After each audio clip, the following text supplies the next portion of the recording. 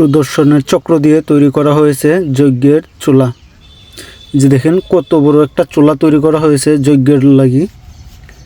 আর এটা যজ্ঞটা হচ্ছে কালকে শুক্রবার সকাল থেকে শুরু হবে। এটা আমাদের তেলিয়াপাড়া। যেহেতু কালকে যজ্ঞ তাই এখনও সাজানো হয়েছে না। দেখেন এগুলো কাজ চলতেছে। আর আপনারা কিভাবে আসবেন আর আমি কিভাবে আসছি আপনাদেরকে বলবো এখন। চলুন। হ্যালো এভরিওয়ান, সবাই কেমন আছেন? আশা করি ভালো আছেন। আমিও অনেক ভালো আছি। আমি প্রথমে সিএনজি করে চলে আসলাম তেলিয়াপাড়া রেল স্টেশন থেকে আপনারা হেঁটেও যেতে পারবেন, 5 মিনিট সময় লাগবে। অটো করে গেলে 5 টাকা ভাড়া। এই যে আমি চলে আসলাম প্রথমে মন্দিরে। আমি এখন মন্দিরের ভিতরে ঢুকতেছি। এই যে দেখেন প্রথমে রাধাকৃষ্ণের ছবি। প্রথমে প্রণাম করে নিলাম, আপনারাও প্রণাম করে নেবেন। তারপর দেখতে পেলাম যে হনুমানজির মূর্তি তৈরি করা হয়েছে। তারপর শিবের মূর্তি তৈরি করা হয়েছে। অনেক সুন্দর একটা মন্দির। আপনারা সবচেয়ে সুন্দর একটা মন্দির দেখতে পারবেন। এই যে দেখেন কত সুন্দর একটা মন্দির। তারপরে পাশেই দেখতে পারবেন একটা গেট। এখানে যজ্ঞ।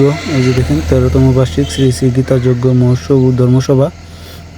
আপনারা অবশ্যই চলে আসবেন সবাই। আমি আপনাদেরকে ভিতরটা ঘুরিয়ে ঘুরিয়ে দেখাবো। এই যে দেখেন পাশেই মন্দির।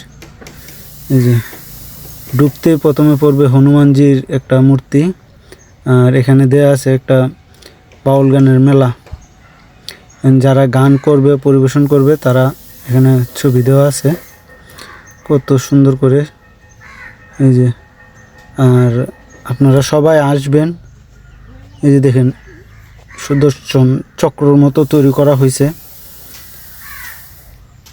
অনেক বড় করে তৈরি করা হয়েছে। এই যে দেখেন এখানেও একটা শিবের মূর্তি, শিবলিঙ্গ। আসলে আমি দেখে মন ভরে গেছে। না জানি কালকে কত বড় অনুষ্ঠান হয়।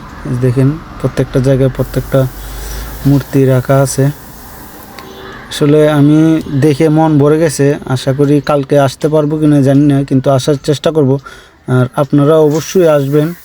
আপনারা সিএনজি করে তেলিয়াপাড়াতে চলে আসবেন। তেলিয়াপাড়া থেকে 5 মিনিট লাগবে হাইটে আসলে। আর অটো করে আসলে তো মনে করেন 2 মিনিটে চলে আসতে পারবেন। আমার এই যজ্ঞটা দেখে আমার মন ভরে যাচ্ছে। কত বড় কত সুন্দর তৈরি করা হয়েছে। এই যে দেখেন আপনারা সবাই কালকে শুক্রবার সকাল থেকে চলে আসবেন। অনেক ভালো লাগবে, যজ্ঞটা দেখবেন, অনেক ভালো লাগবে। আমিও চলে আসব, চেষ্টা করব চলে আসার। দেখেন এখনও কাজ হয়েছে না, কাজ চলতেছে, কাজ চলমান। এখানে কত সুন্দর লাগতেছে, কালকে না জানি কত সুন্দর লাগবে।